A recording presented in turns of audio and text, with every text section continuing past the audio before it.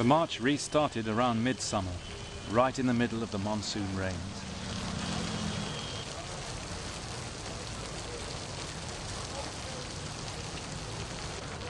It must have been the last straw for the Greek troops, the wet, the muggy heat, the mosquitoes.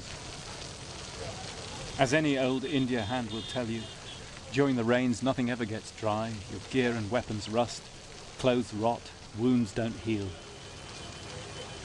And there was no end to the fighting. Casualties mounted remorselessly. We followed Alexander by road and entered today's India north of the Sikh holy city of Amritsar.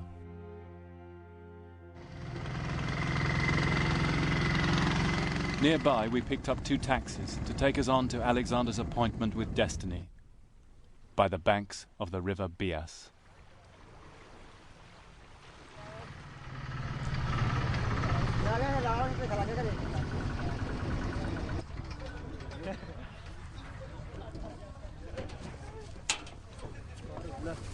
In early September, Alexander reached the Bias, at the crossing place of one of the ancient routes through North India.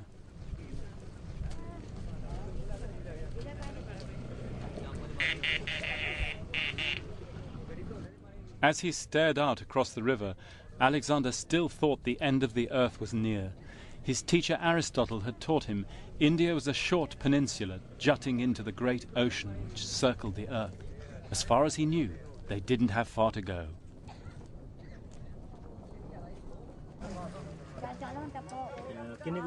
But here at the Bias, when Alexander questioned local people about the road ahead, new and unexpected information came into his hands. The end of the earth was not near. 2 or 3 weeks' march from the Bias was a far bigger river, the Ganges, and a great kingdom with a vast army and thousands of war elephants. How far is it? How many kilometers is it from here to Delhi? 500. Yeah. Long distance. Yeah. The Greek army could do about 30 kilometers a day, so well, they could do that in 3 weeks, couldn't they? It opens in October. Looking out across the river, Alexander, of course, was all for pushing on. But now, after 8 years and 17,000 miles, the troops had reached breaking point. The king urged them to one last great effort, but he was greeted with silence. No one dared speak. They were too frightened. And then one of the senior commanders, Coenus, plucked up the courage. "Sir, you said you would never lead us as a dictator," he began, rather daringly. "You always said you were open to persuasion. Well, let me speak now, not on our behalf, but on behalf of the ordinary rank and file of the army. Most of the men who came out with us from Greece have left their bones out there on the roads of Asia. And those that remain are battered in body and weary in spirit. Just look at them, their gear's ruined, they're wearing patched up Indian clothes. They've had enough.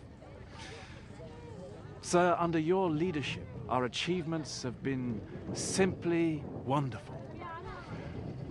But the will of the gods can't forever be taken for granted. Surely the time has come now to set a limit to our endeavors." The king had reached the moment on which his life would turn. It's been the subject of legend ever since. It's even in the Hindi movies.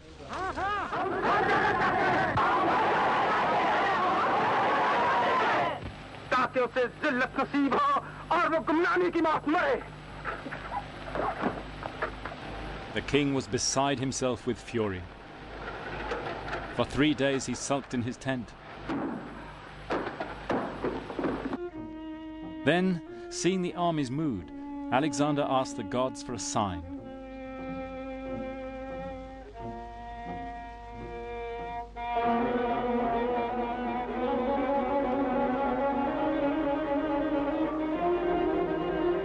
The army waited on tenterhooks.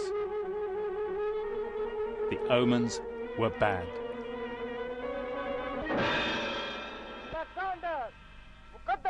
Alexander accepted the will of the gods and agreed to turn back.